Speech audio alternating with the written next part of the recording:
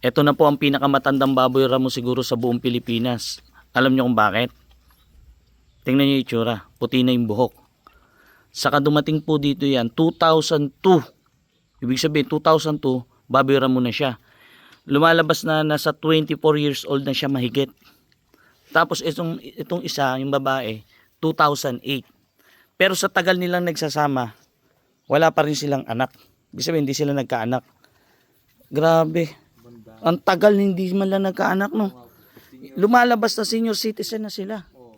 Pero ito nahuli ito, malaki na, ganyan na. Yung babae. Yung babae. O di nasa mga ano na yan, mga nasa 9, ay mga sa 20 rin. 2008. Malapit na. Oh.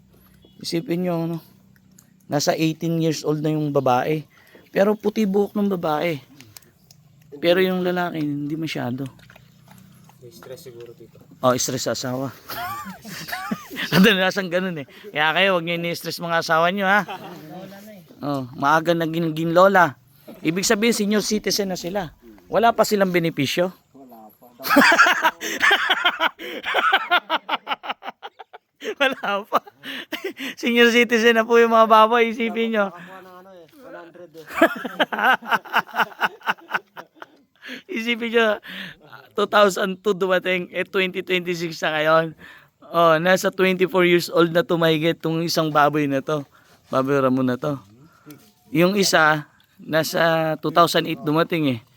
Oh, di lumalabas na nasa 18 years old na mahigit yung isang baboy.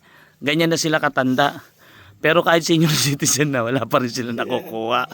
Bakit ganun? Alam nyo ba ang bakit?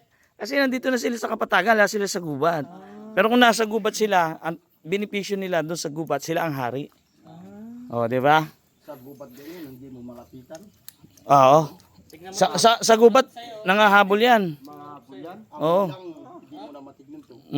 Saka yung bilis nila, alam mo ba katangin ng baboy ramo? Tumakbo sa harapan mo, hindi mo na makikita. Mabilis. Di ba, Nard? Oo. Gaganon lang sa harap mo. Oo. Hindi mo na makikita. Parang hangin lang. Parang hangin. Parang hangin lang yan pag nasa bundok na. Ganun sila kabibilis. Kaya sa mga hindi pa nakaka-experience ng ano, yung basta sa gubat, baboy ramo, kung nakakita man sila sa baboy ramo, merong mga baboy ramo na hindi ganun kabilis. Pero merong mga baboy ramo na talagang masasabi mo na Parang si Flash. parang si The Flash. Oo, ganun ang baboy ramo. Tsaka yung anting-antingan nila po talagang totoo. Yung ito po, yan. Alin dyan? Yung kung may buko na po ito. Sa may, Opo, pag nakita nila po doon nasa likod ka po, tatakbo na yun. ah, Yun po yung ano nila. Pag gumano yung kanya. basta umangat na yung paa sa harapan. Harap po doon yung ulo niya. Pag na ano ka doon sa... Ayaw nila pa atras? Hindi ata, takbo na talaga. Galing eh, no? Isipin nyo, 24 years old, tapos saka isang 18 years old na baboy ramo. Meron pa dito sa Pilipinas. Ang problema lang, hindi sila nakapag buo ng pamilya. Sayang. Sayang, no?